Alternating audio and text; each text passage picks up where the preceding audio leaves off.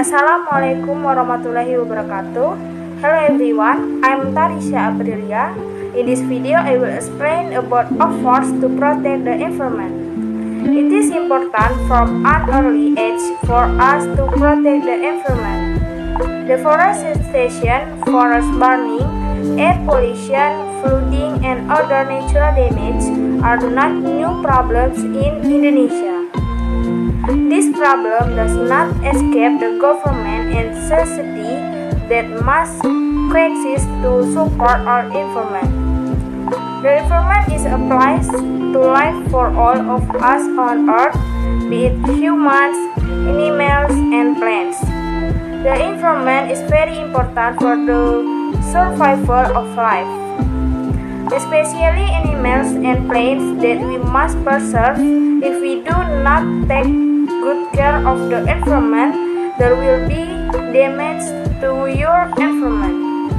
For example, cutting down trees carelessly and not by replanting trees, your forest become barren and cannot accommodate air.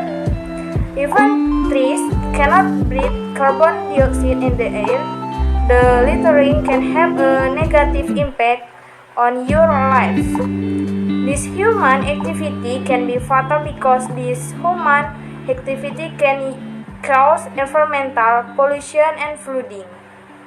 Therefore, so that natural disaster or damage do not occur continuously and repeatedly, we as humans on earth must maintain and preserve the environment.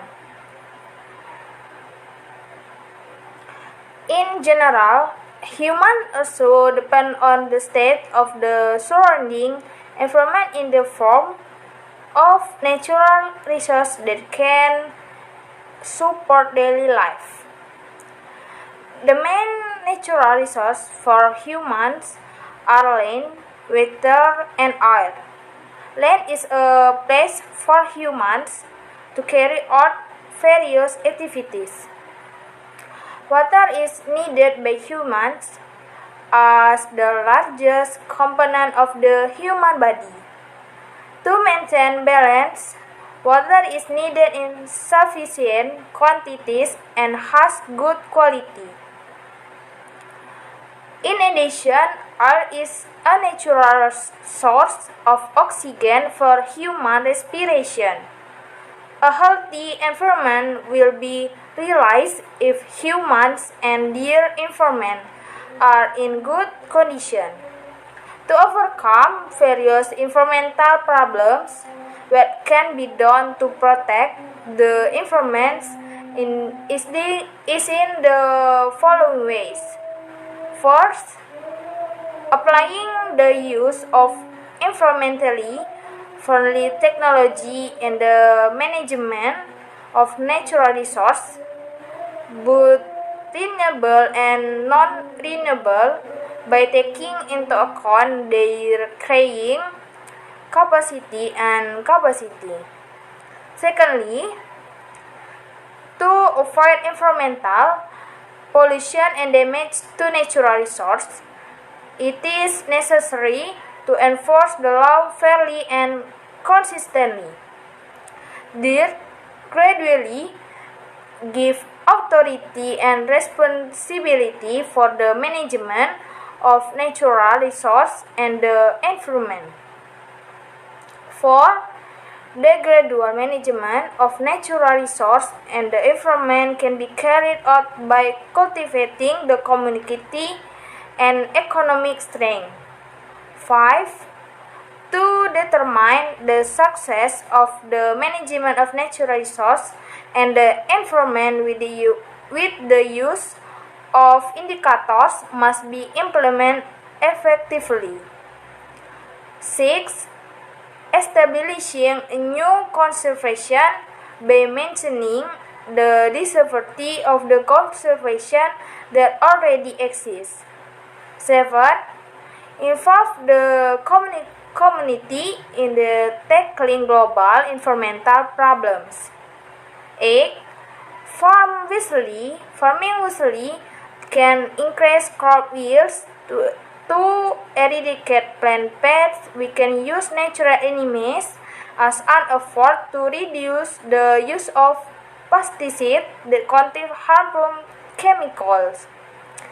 We can also rotate plants and effort to maintain the balance of the ecosystem. 9. Using domestic products. Using domestic products can reduce the number of imported goods that may contain hazardous material that can damage the environment. In addition, using domestic products can also improve the welfare of the Indonesian people. 10. Protecting rare flora and fauna. By preserving the forest and not hunting, we have helped protect rare flora and fauna. In this way, the balance of the ecosystem is maintained. And lastly, maintaining forest conservation. Forests have a very important role for life because they are the lungs of the world that can produce oxygen and absorb carbon dioxide. The largest water catchment area so as to prevent flash floods, erosion, and landslide, as well as place to live for various flora and fauna. As an effort to preserve the forest, we can plant 1,000,000 trees, not clear land by burning forests, not the illegal logging. Definition of success from a clean and well-maintained environment is to look beautiful, avoid disease, we can live comfortably because of a good environment, can avoid natural disasters such as floods because nature is maintained. We as humans who live on earth that has been given abundant natural wealth, we must be grateful to God by maintaining and preserving the environment around us. This is so that natural disasters or damage do not occur continuously and repeatedly. If we destroy nature, then nature will give us disaster. Many environmental damage is caused by humans.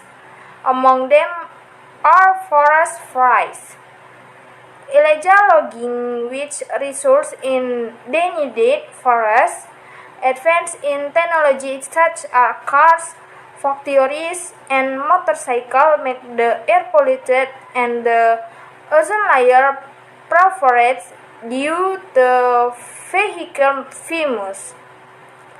The hole in the ozone layer makes sunlight directly into the earth, which causes the temperature on earth to rise. As the earth's temperature rises, the ice at the North Pole begins to melt. This causes the level to rise. Therefore, humans must immediately overcome this damage before the damage is widespread. In addition to tackling, humans must be aware and introspect themselves so as not to repeat the same mistake as destroying the environment. My suggestion is that the government should pay more attention to environmental sustainability because at this time the government is still sitting idly by what is happening to the environment. The government must be firm in determining action to tackle further damage such as forest damage. First, factory fires that create a hole in the ozone layer and many other damage caused by humans by means of reforestation. education about the importance of the environment for human life. Well, that's all I can say about efforts to protect the environment. Hopefully useful. Thank you. Wassalamualaikum warahmatullahi wabarakatuh.